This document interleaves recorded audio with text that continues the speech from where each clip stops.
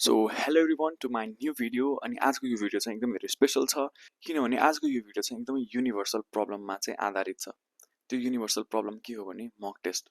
CE एस्पिरेन्टको Saturday चाहिँ book नै हुन्छ क्या, किनभने यो दिन चाहिँ हामीले मक टेस्टहरू दिन्छौँ र मक टेस्ट भनेको हाम्रो जर्नीको एकदमै धेरै क्रुसल पार्ट हुन्छ। किनभने मक टेस्ट राम्रो गयो भने हाम्रो होल विक नै राम्रो, हामी एकदमै ह्याप्पी हुन्छौँ।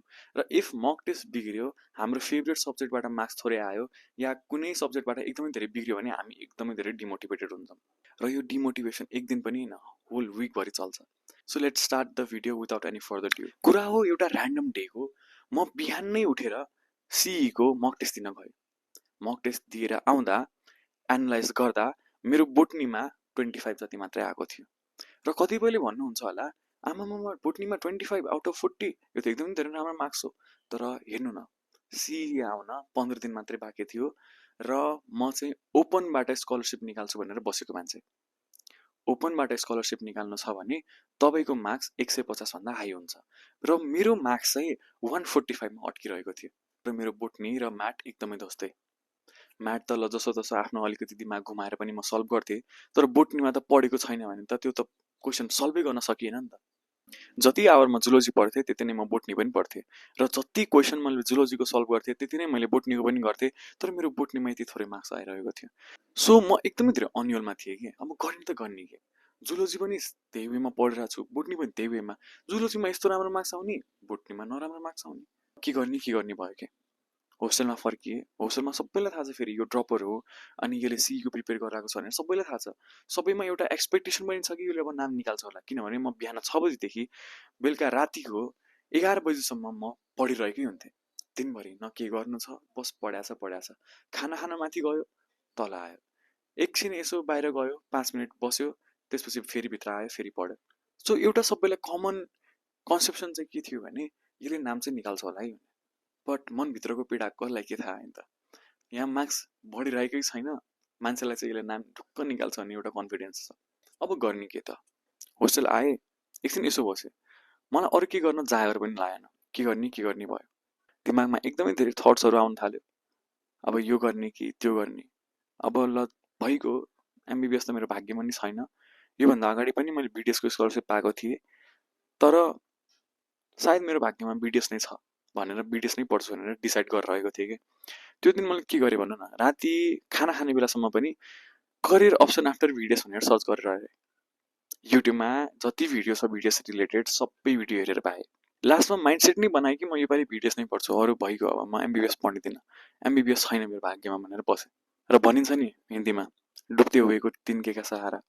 मेरो लागि त्यो सहारा भन्नुभयो मेरो होस्टेलको एउटा दाइ। दाइले भन्नुभयो, भाइ तिमीले यति मिहिनेत गर्यौ, तिमी अहिले आएर किन बिडिएस बारेमा सोचिरहेको छौ, किन एमबिबिएस छोडिरहेको छौ भनेर भन्नुभयो। मैले भने दाइ मेरो यो मक टेस्टमा चाहिँ एकदमै धेरै थोरै मार्क्स आयो, सिई आउन अब 10-15 दिन मात्रै छ, त्यो यति थोरै टाइममा मैले कसरी इम्प्रुभ गर्ने त, अब मेरो भाग्यमा एमबिबिएस छैन दाइ भनेर भने। दाइले सम्झाउनु भयो, भाइ तिमी किन आत्तिको, तिमी नआत्तियो, एकछिन राम्रोसँग फ्रेस भएर सोच, जुन सब्जेक्ट तिम्रो स्ट्रङ छैन त्यसलाई अलिकति धेरै टाइम देऊ। दाइले यति भनिसकेपछि मलाई पनि हो जस्तो लाग्यो, इफ मैले अलिकति धेरै टाइम दिने हो त्यो सब्जेक्टलाई भने maybe I can do it जस्तो पनि लाग्यो। र यसो रुम फर्किएँ, रुममा बसेर मैले दिनभरिको स्केड्युल हेरेँ मेरो, बिहानदेखि म राति सुत्नुसम्म के गर्छु भनेर हेरेँ। त यसो हेर्दा बिहानदेखि रातिसम्म म पढिरहेकै छु। अब मैले टाइम कहाँबाट मिलाउने त, 11 बजीदेखि 6 बजीसम्म सुत्छु, बाँकी टाइम त म पढिरहेकै छु। अब मसँग अप्सन रह्यो एउटा मात्रै, कम सुत्ने धेरै पढ्ने। अब मैले चुज गरेँ यही वाला अप्सन, किनभने it was like a do or die situation for me कि जे होला होला, म चाहिँ अब सीसम्म चाहिँ बरु 2 घन्टा कम सुत्छु भनेर सोचेँ। अब तपाईँलाई थाहा नै छ होला, एउटा सी प्रिपेयर गर्ने विद्यार्थी बिहानदेखि बेलुकासम्म 4वटा सब्जेक्ट पढ्छ। मैले नै 4वटा सब्जेक्ट पढिरहेको थिएँ। 11 बजे भनेको मेरो ब्रेकिङ पोइन्ट थियो क्या। त्यो पोइन्ट भनेको कस्तो थियो भनेपछि मेरो माइन्ड नै त्यो माइन्डसेटमा फिक्स भइसकेको थियो कि 11 बजी त सुत। मेरो बडी आफै रिसेट हुन थाल्थ्यो क्या, आफै हुन्छ नि त, सटडाउन हुन थाल्थ्यो। अनि मलाई एकदमै धेरै लेजी, एकदमै धेरै निन्द्रा आउने, एकदमै हुन्छ नि त, अब म योभन्दा धेरै त म पढ्नै सक्दिनँ भने टाउको दुख्न थाल्थ्यो क्या। तर अब मसँग के पनि अप्सन छैन, अब कि त आफ्नो स्लिप सेक्रिफाइस गर कि त आफ्नो ड्रिम सेक्रिफाइस गर, करी तो करी क्या वाला सिचुएसन। मान्छेलाई मजाक लाग्छ, 5 घन्टा सुत्नु पनि धेरै हो जस्तो लाग्छ, कसैकोलाई कसैले भन्ला म त 2 घण्टा मात्रै सुत्छु भन्ने भन्ला। आफ्नो आफ्नो एउटा बडीको थ्रेसहोल्ड हुन्छ। मेरो थ्रेसहोल्ड चाहिँ त्यति थियो। सो मलाई चाहिँ त्यो पास गर्न, त्यो सरपास गर्न चाहिँ गाह्रो थियो। र होपफुली त्यही डेडिकेसनको कारणले, त्यो 2 घण्टा एक्स्ट्रा पढेको कारणले मैले सिई अगाडि बोट्नी 3 चोटि रिभाइज गर्न पाएँ। र यो रिभाइज गरेको मेरो सिईमा एकदमै राम्रोसँग देखियो। मैले सिईमा प्राउडली भन्छु 40 मा 39 जति मिलाएँ। र हेर्नु न कुराहरू कति रिलेटेबल हुन्छ। मैले त्यो दिन नपढेको भए, मैले त्यो दिन त्यो माइन्डसेट बोकेको भए कि ल अहिलेसम्म त मैले सुधार गर्न सकिनँ, अब यो बाँकी रहेको 10-15 दिनमा मैले के नै गर्न सक्छु होला भनेर सोचेको भए सायद म आज स्कलरसिपमा पढिरहेको हुन्थेन होला। सायद म बिडिएस पढिरहेको हुन्थ्यो होला, या फार्मा पढिरहेको हुन्थ्यो होला, या कुनै अरू सब्जेक्ट पढिरहेको हुन्थ्यो होला। I think that was the last test that God use against me क्या।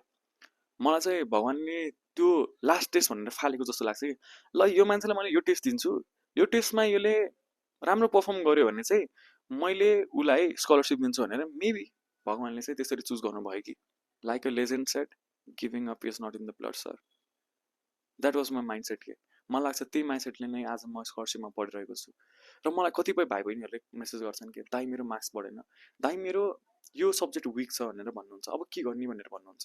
30 डेज मात्रै बाँकी छ दाइ, 35 डेज मात्रै बाँकी छ, म के नै गर्न सक्छु भनेर भन्नुहुन्छ।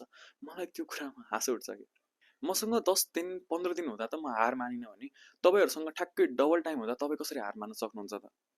सुरु नै गर्नुभएको छैन भने सुरु गर्नु, हाई टपिकहरू पढ्नु, हाई टपिकहरूबाट पास्ट इयर क्वेसन हेर्नु, पास्ट इयर क्वेसनमा कति क्वेसनहरू बनेको छ त्यो हेर्नु, सबै घोकिदिनु, राम्रोसँग कन्सेप्ट हेर्नु, सल्युसन राम्रोसँग घोक्नु, अनि यसो कुनै क्वाड सिरिजहरू भइरहेको छ भने या रिभिजन सिरिज भइरहेको छ भने त्यो जोइन गर्नु। पास हुनलाई त योभन्दा धेरै के चाहिन्छ र। इफ तपाईँ कुनै स्पेसिफिक सब्जेक्टमा विक हुनुहुन्छ भने अफकोर्स पनि धेरै टाइम दिनु त्यो सब्जेक्टलाई, त्यो सब्जेक्टले तपाईँलाई टाइम मागिरहेको छ कि।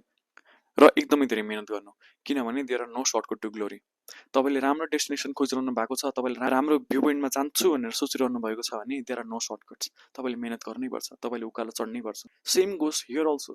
तपाईँले स्कलरसिपमा नाम निकाल्छु भनेर सोच्नु भएको छ, या मेरो ड्रिम कलेजमा पढ्छु भनेर सोच्नु भएको छ भने तपाईँले मेहनत गर्नै पर्छ, तपाईँले टाउको दुखाउनै पर्छ, तपाईँले आफ्नो विक सब्जेक्टलाई एक्स्ट्रा टाइम दिनै पर्छ। There are no shortcuts. र if you find this video अलिकति पनि motivating, then type this on comment, say दाइ मैले योपालि जसरी पनि नाम निकाल्छु। This is the spirit we must have for SEE. र तपाईँसँग इनफ टाइम छ, यो टाइममा तपाईँले जति स्मार्ट भएर काम गर्नुहुन्छ, जति आफ्नो विक पोइन्टहरूलाई हेरेर एनालाइज गर्दै अगाडि बढ्नुहुन्छ, त्यति नै तपाईँको मार्क्स बढ्नेवाला छ। So thank you for being such a good listener, and लास्टमा बसिदिनु भयो, that's the win for me, and thank you, and do subscribe the channel.